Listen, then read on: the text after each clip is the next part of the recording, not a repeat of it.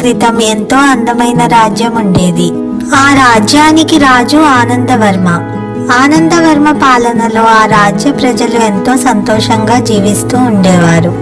ఆ రాజ్యంలోని ప్రజలు ఎటువంటి సమస్యలు లేకుండా ఎంతో సంతోషంగా జీవించడానికి ప్రధాన కారణం ఆ రాజ్యం యొక్క ఎంతో తెలివైన మంత్రి భట్టి. భట్టి తన తెలివితో రాజుకు మంచి సలహాలను ఇస్తూ రాజ్యంలోని సమస్యలను పరిష్కరిస్తూ ఉండేవాడు. ఒకరోజు రాజు మరియు భట్టి సభలో కూర్చుని ఉండగా భట్టులు వచ్చి, రాజా, గ్రామస్తులు ఒక సమస్యను తీసుకుని వచ్చారు అని చెబుతారు. రాజు వెంటనే వాళ్ళని లోపలికి తీసుకునిరా అని ఆజ్ఞాపిస్తాడు. అప్పుడు కొంతమంది గ్రామస్తులు మరియు 2 జాలరులు లోపలికి వస్తారు. రాజు వాళ్ళ సమస్యను అడిగినప్పుడు ఆ గ్రామస్తులు తమ సమస్యను వివరించడం ప్రారంభిస్తారు. రాజా, ఈ సంవత్సరం వర్షాలు బాగా పడడంతో మా గ్రామంలోని చెరువు పూర్తిగా నిండి దానిలోనికి చేపలు కొట్టుకుని వచ్చాయి.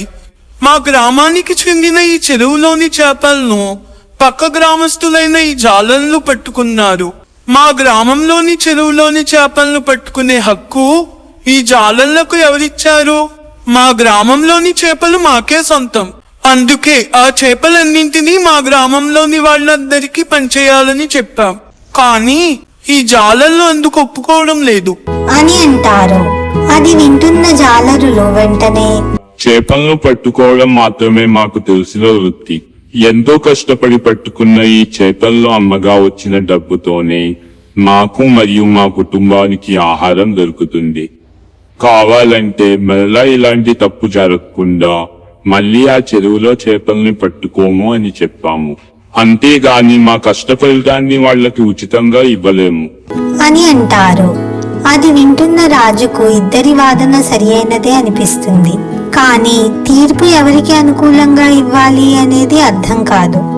అప్పుడు రాజు తన తెలివైన మంత్రి భట్టితో, మంత్రి గారు, ఈ సమస్యకు పరిష్కారం మీరే చెప్పాలి అని అంటాడు. అప్పుడు మంత్రి బాగా ఆలోచించి గ్రామస్తులు మరియు జాలరులతో, ఈ చేపలు ఎవరికి దక్కాలో తేలాలంటే ఒక పందాన్ని గెలవాలి అని చెప్పి గ్రామస్తులతో, నేను జాలర్లు మరియు మీకు 2 గంటల సమయాన్ని ఇస్తాను. ఈ సమయంలోపు గ్రామంలోని ఎవరైనా 2 ఈ జాలర్లకు పోటీగా చెరువులో దిగి చేపలను పట్టాలి. ఈ జాలర్ల కంటే ఒక్క చేపని ఎక్కువగా పట్టిన ఈ చేపలన్నీ గ్రామస్తులకే చెందుతాయి. అనితి కథ చూడటానికి అమ్మ కథ చెప్పు యూట్యూబ్ ఛానల్ ను సబ్స్క్రైబ్